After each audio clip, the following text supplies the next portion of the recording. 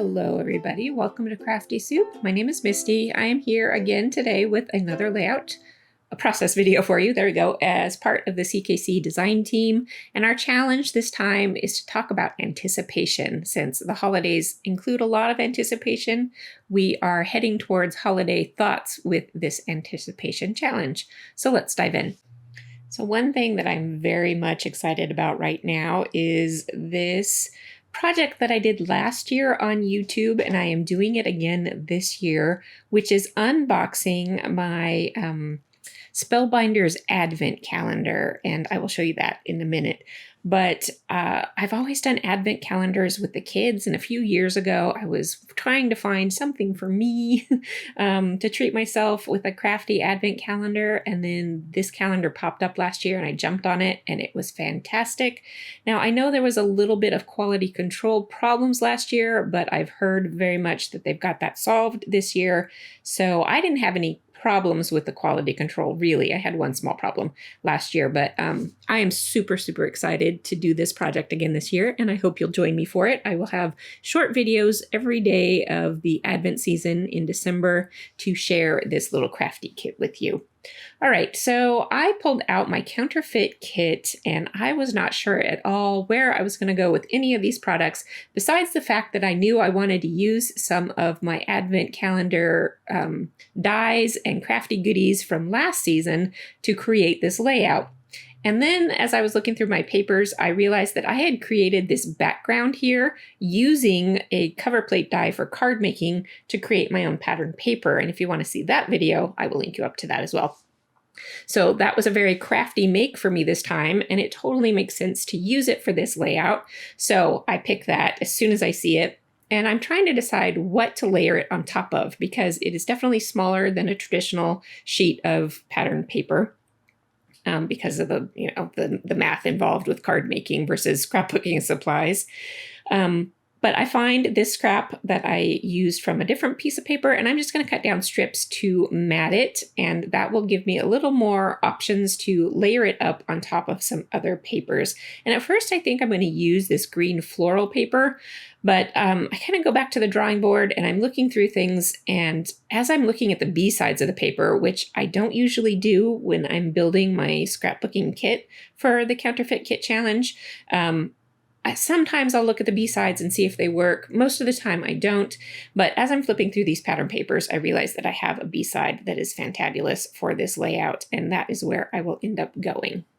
But to take a step back here for a minute, when I am matting that original piece of paper that I created, I am trimming it down just a little bit more so that I have a little bit more border that will work on this. And because it is a very repetitive pattern, I want to trim it equally on every side so that my pattern cuts off on the edge in the same place on every side, or equally. So I have a full diamond on the top and the bottom near the edge, and then the diamonds are not quite on the cut line on the other edges. So that is the idea behind doing that. And using these strips of pattern paper, I'm just going to glue them right down behind. And yes, they will overlap in the corner and there will be a seam, but when the layout is all said and done, you won't really notice that very much. So I had started adhering all this down to my background pattern paper, and it was really crooked and I didn't realize it at first. And so I'm getting a little nitpicky about getting it straight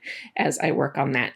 Okay, off camera, I did pull out my little Spellbinders dies from my last Advent calendar, and I die cut a whole bunch of pieces. There are these banner pieces that will need assembled.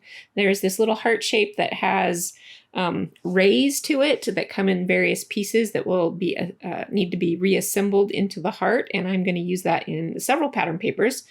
And then a little bit of a yellow for the background. I have some florals. At any rate, I got all that die cut and assembled, and I started laying out my design. I also have a little mailbox down there that was part of this set. So lots of little embellishments created from my Spellbinders kit. So even those kits are aimed at card makers, I love all these kinds of things for my scrapbooking as well. And I hope you don't ignore card making supplies as a scrapbooker, because they can bring a lot of goodness to your layouts too.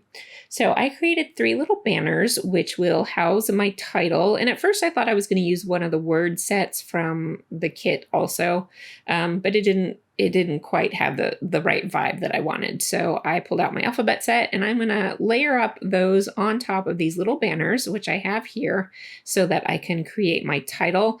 I did offset my first word and my last word so that there is some room on the edges to add a few more little embellishments. And because my little mailbox has a silver handle on it, that little die also had a little heart that you could add to your mailbox. And I die cut multiple little hearts and added them to my title. So it was a little time consuming to do some of these little tasks, but in the end, they just look so fun and sweet. And I have fun creating all these little bits and pieces. This layout did take me a little while because there was a lot of die cutting and gluing and assembling of these little parts and pieces. But sometimes you can die cut everything and then take them and sit and watch a TV show with, the family or whatever.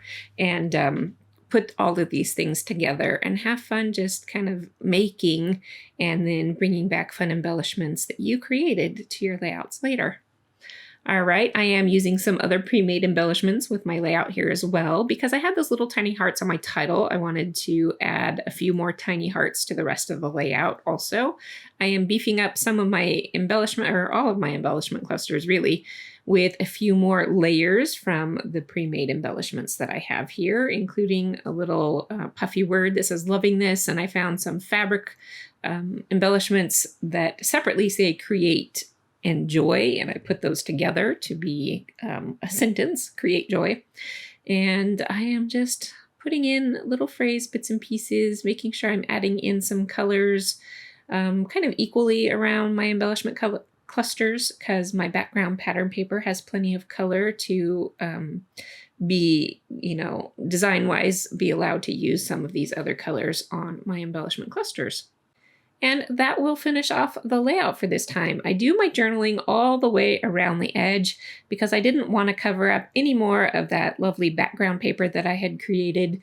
And so my journaling goes as a final border around the outside edge of my layout. And I am happy with this one. It was a lot of fun. I was excited to use that background texture paper that I created. I created it not knowing what the heck I would do with it. And here we go. I had the perfect opportunity to use it. And that is the fun of the Counterfeit Kit Challenge, because it encourages me and hopefully you to do things kind of outside of the box and have fun doing it. All right, I will be back next week with more videos for you. So until then, have an artful day.